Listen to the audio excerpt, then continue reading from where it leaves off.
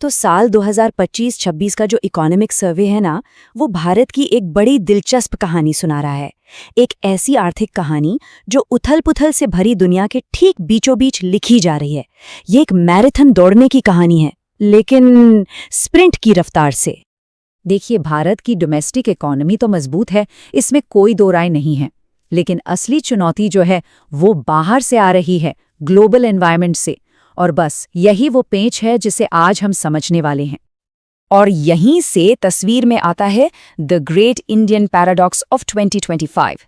देखिए, एक तरफ तो सब कुछ बढ़िया है, ग्रोथ 7% से ज्यादा, क्रेडिट रेटिंग सुधर रही है, फिस्कल डेफिसिट कंट्रोल में है। लेकिन सिक्के का दूसरा पहलू भी है जो चिंताजनक है। अमेरिका के भारी भरकम टैरिफ्स, कमजोर होता रुपया और देश से कैपिटल के बाहर जाने का खतरा। तो ये एक पहेली है जिसे आज सुलझाते हैं। तो आगे हम क्या क्या देखने वाले हैं? सबसे पहले इस ग्रेट इंडियन पैराडॉक्स को समझेंगे, फिर दुनिया में जो बड़े बड़े रिस्क हैं उन पर नजर डालेंगे। इसके बाद मैराथन स्प्रिंट वाली स्ट्रैटेजी क्या है वो जानेंगे, और आखिर में देखेंगे कि भारत के सामने वो कौन सा बड़ा दार्शनिक विकल्प है। तो चलिए शुरू करते हैं पहले हिस्से से, और ये समझने की कोशिश करते हैं कि जब देश में सब कुछ इतना अच्छा चल रहा है तो दुनिया का भरोसा क्यों नहीं बन पा रहा। शुरुआत एक अच्छी खबर से करते हैं। सर्वे ने भारत की पोटेंशियल ग्रोथ रेट को रिवाइज करके 7% कर दिया है। मतलब साफ है, हमारी डोमेस्टिक इकोनॉमी की बुनियाद काफी मजबूत है। और सर्वे इसके लिए एक बहुत ही पावरफुल मेटाफर का इस्तेमाल करता है। वो कहता है कि इतनी मजबूत फंडामेंटल्स के बावजूद हमारा रुपया पंचिंग बिलो इट्स वेट है। और दोस्तों, यही इस पूरे पैराडॉक्स की जड़ है।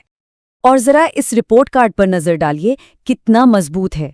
मतलब सोचिए, 2 दशकों में पहली बार क्रेडिट रेटिंग अपग्रेड हुई है। फिस्कल डेफिसिट जो जीडीपी का 9.2% था, उसे घटाकर 4.4% पर लाने का टारगेट है। जीएसटी, लेबर कोड्स जैसे बड़े बड़े रिफॉर्म हुए हैं। कॉर्पोरेट और बैंकिंग सेक्टर्स भी हेल्दी हैं। मतलब सारे सिग्नल तो ग्रीन हैं, पर रुपया है कि मजबूत होने का नाम ही नहीं ले रहा।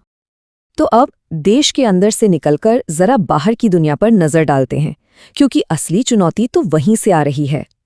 सर्वे दुनिया के लिए 2026 तक 3 सिनेरियोज की बात करता है। और देखिए, इसमें से लगभग 90% चांस तो इंस्टेबिलिटी यानी अस्थिरता का ही है। 45% चांस है मैनेज्ड डिसऑर्डर का, 45% ही चांस है डिसऑर्डरली मल्टीपोलर ब्रेकडाउन का, और 10% चांस एक बहुत बड़े सिस्टमैटिक शॉक का है। तो मतलब टेक अवे ये है कि ये जो दुनिया भर में नाजुक हालात और अनसर्टेनिटी है, ये कोई टेम्पररी प्रॉब्लम नहीं है। ये अब सिस्टम का हिस्सा बन चुकी है। दुनिया में कोऑर्डिनेशन कम हो गया है और झटकों का खतरा बढ़ गया है। और ये रिस्क सिर्फ कहने की बातें नहीं है, ये कितने असली हैं, इसका एक जबरदस्त उदाहरण स्विफ्ट ने दिया है। फाइनेंशियल टाइम्स का एक कोट है जिसमें बताया गया है कि कैसे टेक कंपनीज ने $120 अरब से ज्यादा का डेटा सेंटर खर्च अपनी बैलेंस शीट से हटा दिया है। और ये सब एआई पर लगाए गए एक बहुत बड़े दाव की वजह से हो रहा है, जिससे फाइनेंशियल रिस्क की चिंताएं और बढ़ गई हैं। तो अब सवाल उठता है कि इन ग्लोबल चैलेंजेस का भारत के पास क्या जवाब है। चलिए सर्वे की कोर स्ट्रैटेजी को समझते हैं। और यहीं पर इस पूरे एनालिसिस का सेंट्रल आइडिया आता है। सर्वे कहता है कि भारत को एक साथ मैराथन भी दौड़नी है और स्प्रिंट भी, या यूं कहें कि मैराथन को स्प्रिंट की रफ्तार से दौड़ना होगा। मतलब लंबी दूरी की प्लानिंग करो, लेकिन उसे लागू करो पूरी तेजी के साथ। तो असल में इस मैराथन स्प्रिंट का मतलब क्या है? ये एक 2 ट्रैक स्ट्रैटेजी है। पहला, अपनी डोमेस्टिक ग्रोथ को जितना हो सके मैक्सिमाइज करना, और दूसरा, साथ ही साथ शॉक एब्जॉर्बर्स बनाना। मतलब ऐसे बफर्स और सेफ्टी नेट्स तैयार करना जो बाहर से आने वाले किसी भी झटके को झेल सकें।